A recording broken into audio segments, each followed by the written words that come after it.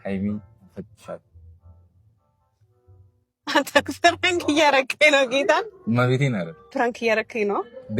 ሙሽ ተሙት አይደል? እግዚአብሔርን ማቤቴን አይደል? ጌታም ፍራንክ እያረከኝ ነው አይደለም እንዴ? የመጣ ነው እኮ የሚስታን ስለመተዋወቅ ነው። ለሳክስ ነው አውቀን ነው እንድትውጪ ብላ እግዚአብሔርን አቀልደ የቀለድኩ አይደል? የምር ነው ያሳፈርከኝ። እና እኔ በጣም ነው የማፈቅርሽ። ላይ ካላ ሴት ሆነሽ እኔ ጋር ብዙ ነገር አሳልፈሻል። ምንም ሳልነግርሽ ብዙ ነገር አሳልፈሽ አይደለ? ሴትነትሽን፣ ጊዜሽን መስዋዕትነት አድርገሽልኛል እና አሁን ጊዜው ነው ብዬ ነው የማስበው። ያንቺንም ስሜት መስማት ፈልጋለሁ በካሜራ ፊትና በጣም በጣም ነው የማፈቅርሽ። ከዚህ በኋላ ወደፊት በጣም ብዙ ነገር ይኖረናል ብዬ ተስፋ አደርጋለሁ። ኦዲየንስ አያውቅም አይደለም? ያውቃል አያውቅም? እኔና ሃይሚ የሆነ ነገር ወደፊት እንደሚኖራቸው ነው እንጂ ስሜታችንን ተናግረን አናውቅም። ተዳፍሬ መጥቼ ዛሬ ካሜራ ፊት ይህን ስሜቴን ልነግርሽ ነው የጠራሁሽ። ለዚህ ነው። አይ እግዚአብሔርን እየቀለዳችሁ ነው። ለምን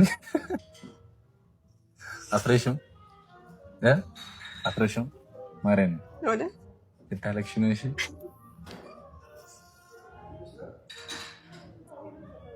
አውቃችሁ ነው አውቀህ ነው እየቀለዳችሁብኝ ነው። ለምን ቀለዳችሁ? በእንደዚህ አይነት ነገር ይቀለዳል? ለምን ህይወት አይደል?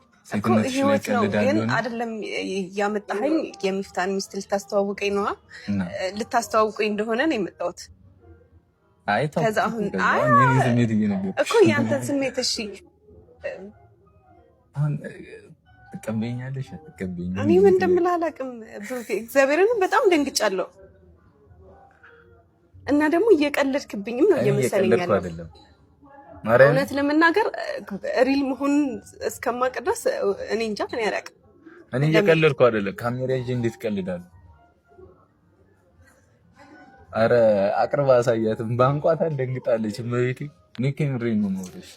አረ በእግዚአብሔር እረፍ በቃ። አንተ ልንገርሽ ማርያምን እንዴት እንደሚደረግ ምን እንደሆነ አላውቅም። በቃ ማታ አሰብኩበትና ድንገት ነው የወሰንኩት።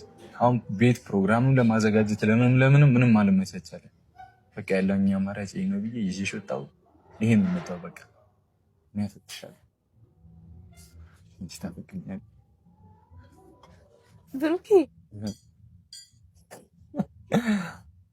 አይ በኢየሱስ